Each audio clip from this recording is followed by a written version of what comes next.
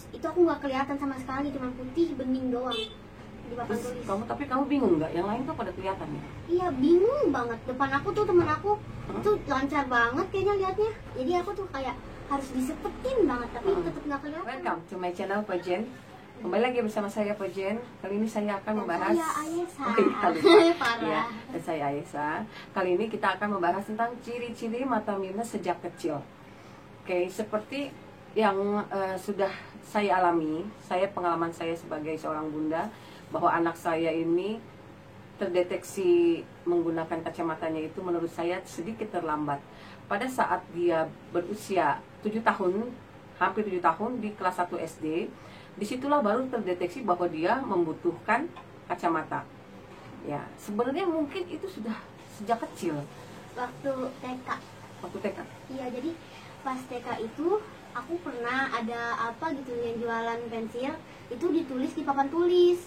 Nah itu nggak kelihatan, jadi semuanya blur. Nah aku kira penglihatan aku dari kecil semuanya emang blur-blur gitu, soalnya udah terlalu lama, jadi terbiasa. Oh, jadi kamu nggak sadar kalau kamu pikir semua orang kelihatannya blur kayak gini nih, kayak aku nih sama kayak gini gitu ya? Iya. Jadi ya itulah bunda, saya salah satu kurang peka. Pertama, kita jarang komunikasi sama anak, terus kita kurang peka terhadap pertumbuhan kembang mata anak, karena si anak itu dia tidak bisa mengutarakan apa yang dia lihat, karena dia terbiasa dengan penglihatan blurnya itu yang harus dikhawatirkan. Dan ciri-cirinya yang paling utama itu adalah pada saat usia 4 tahun, 5 tahun, ketika si anak menonton televisi, dia itu seharusnya santai, dia nonton televisinya tuh sambil tiduran, dia bisa sambil bermain, berlari ya, dia bisa sambil tiduran lah. Kalau sambil tiduran terus dia bisa nonton TV sambil ngedot santai, itu gini ya, normal. Itu kalau menurut saya normal, soalnya jarak pandangnya tuh nggak ada masalah. Kalau aku waktu TK itu, jadi itu kan aku belum pakai kacamata ya, dia kalau nonton TV tuh kayak harus gini. Nah itu masalahnya tuh. Saya pikir justru pada saat dia menonton terlalu dekat, kita malah menariknya, kita malah jangan deket-deket, nanti matanya rusak. Padahal itu menurut saya sesuatu yang salah. Itu sebenarnya kebalikannya bahwa matanya dia itu sudah bermasalah dan dia itu tidak bisa melihat dekat, tidak bisa melihat jauh, dia tidak bisa santai. Jadi dia, kalau si anak pada saat menonton TV dia tegang dan dia harus berdiri di depan televisi, dia nggak bisa kemana-mana, dia nggak bisa duduk, nggak bisa sambil tiduran. Sepertinya itu harus segera diperiksakan. Kita harus peka sama hal itu. Gitu. Kalau saya memang pada saat itu juga saya bekerja ya, saya juga tidak terlalu ini ya, itu suatu kesalahan yang kurang peka sekali gitu. Jadi terlambat. Sebenarnya harusnya pada saat TK mungkin dia sudah menggunakan kacamata. Dan jangan ragu, jangan takut. Kalau memang ada masalah harus segera menggunakan kacamata, harus segera dibawa agar si anak penglihatannya tidak terganggu dan si anak itu bisa melihat secara jelas gitu. Terus ciri-ciri yang kedua itu biasanya pada saat, kan kalau anak-anak sekarang kan banyak yang megang handphone ya, main gadget. Kalau si anak memegang gadget itu, megang handphone itu, dia tidak santai ya, biasanya dia jarak pandangnya segini dia tuh segini ya, nah ya segini, dan dia nggak bisa pindah, bahkan sambil tiduran pun dia begini ya, itu sambil tiduran pun adanya di depan mata. Itu bunda harus perhatikan, karena pernah kejadian juga setelah saya tahu anak saya seperti ini. Keponakan saya pun saya perhatikan ketika dia bermain handphone itu dia selalu seperti ini, meskipun dia jarang kan, ada anak yang suka nonton TV, ada yang tidak.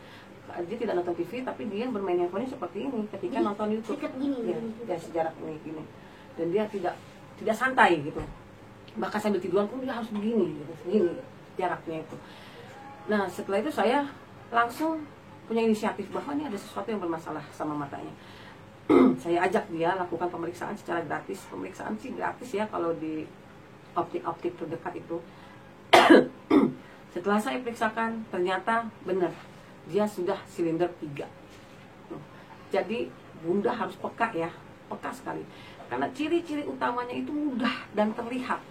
Meskipun si anak tidak bisa mengutarakan apa sih masalahnya dia pada mata gitu, Kalau yang ada lagi, kalau yang udah jalannya ke sandung-sandung, ke paduk-paduk gitu ya, ada lagi juga itu kayaknya minusnya dia udah tinggi dan dia juga tidak sadar itu. Ada di sebelah saya juga seperti itu ya. Jadi ciri-ciri utama itu yang sangat spesifikasi, yang sangat bisa dilihat adalah pada saat si anak menonton televisi. Dan sebagai orang tua juga pasti kalian peka ketika kita berbicara itu sepertinya matanya itu Kayak tidak sepet-sepet fokus. gini. Nah, Harus disepet-sepetin gini. gitu ya. Iya, kalau misalnya liburan. Ingat ya Bunda, anak kecil berusia 6 tahun ke bawah itu dia tidak bisa mengutarakan penglihatannya, karena yang dia lihat setiap hari adalah seperti itu. Ya blur aja. Dia tidak bisa membedakan bahwa seharusnya matanya dia itu terang, tapi dia nggak tahu kalau dia tuh membutuhkan kacamata. Itu yang bahaya ya. Kamu juga waktu itu nggak ngerti kan kalau kamu tuh membutuhkan kacamata. Jadi pas TK itu kan ada kayak bazar event gitu kan. Aku beli, terus habis itu ditulis tuh di papan tulis. Jadi dia kayak ya nyoba-nyoba di papan tulis. Itu aku nggak kelihatan sama sekali, cuma putih bening doang di papan Terus tulis. tapi kamu bingung nggak? Yang lain tuh pada kelihatan ya? Iya, bingung banget. Depan aku tuh temen aku tuh lancar banget kayaknya liatnya. Jadi aku tuh kayak harus disepetin banget, tapi tetap nggak kelihatan. Terus kamu nanya nggak? Aku bilang ke Mbok, kenapa nggak kelihatan ya kak? Oh, burem banget itu. Cuman ya itulah. Jadi kita harus sangat peka sekali ya Bunda.